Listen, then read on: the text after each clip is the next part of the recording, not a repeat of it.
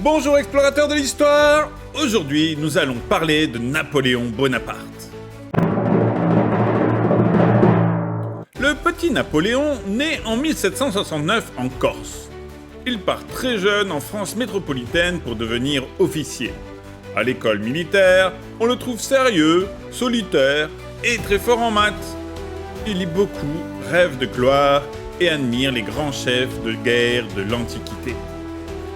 Quand la Révolution française éclate, c'est un peu le bazar général et les pays étrangers en profitent pour déclarer la guerre à la France. C'est dans ce contexte que Napoléon se fait remarquer. Il délivre la ville de Toulon tenue par les Anglais, écrase les armées autrichiennes en Italie et se construit une réputation de stratège génial. Ses soldats l'adorent, il mange avec eux, marche avec eux, parle comme eux.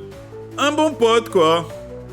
En 1798, il part en Égypte pour couper la route des Anglais vers l'Inde.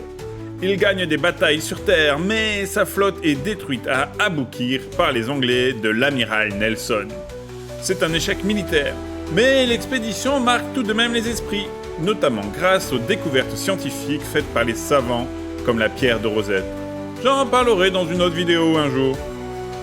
En 1799, Napoléon rentre en France. Il profite du désordre pour prendre le pouvoir par la force le 9 novembre 1799. C'est le coup d'État du 18 Brumaire. Il se fait nommer premier consul, un joli titre, avec les pouvoirs d'un dictateur.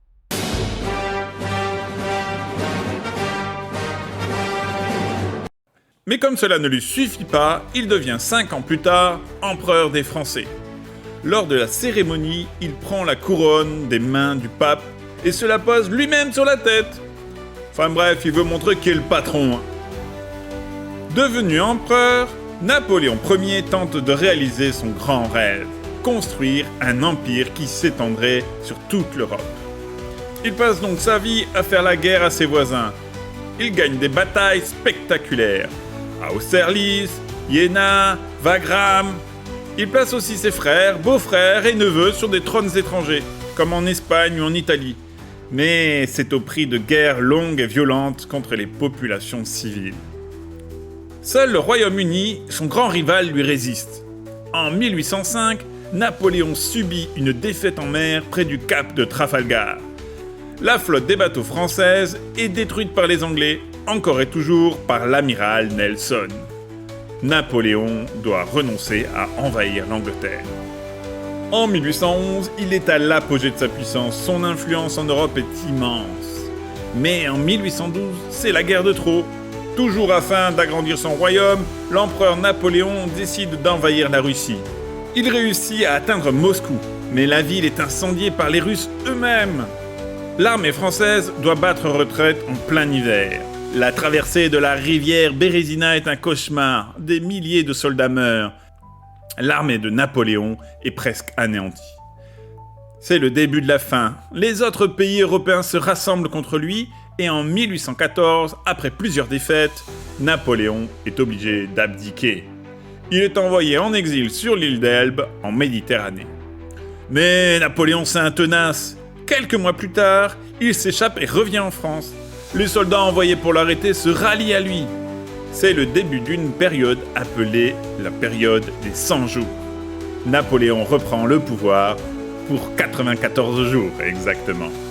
En effet, les rois d'Europe, qui sont un peu fatigués de ce petit général devenu empereur, rassemblent de nouveau leurs armées et mettent l'armée de Napoléon déroute en juin 1815 à Waterloo, en Belgique. Napoléon se rend aux Anglais, qui l'envoient Fissa sur une île perdue au milieu de l'Atlantique Sud.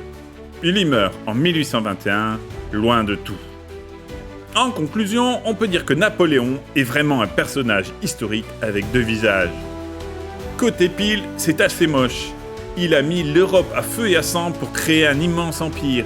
Il a rétabli l'esclavage dans les colonies françaises, supprimé la liberté de la presse, limité le droit des femmes et gouverné d'une main de fer. Mais côté face, quel talent! Napoléon a profondément transformé la France, modernisé l'administration, créé des préfets, les lycées, la Banque de France, une nouvelle monnaie, ainsi que le Code civil, un grand livre de lois qui organise la vie des citoyens et qui est encore utilisé aujourd'hui. Alors, génie ou tyran? Les deux, mon général. That's all, folks. À la prochaine. Et pense à liker et à t'abonner.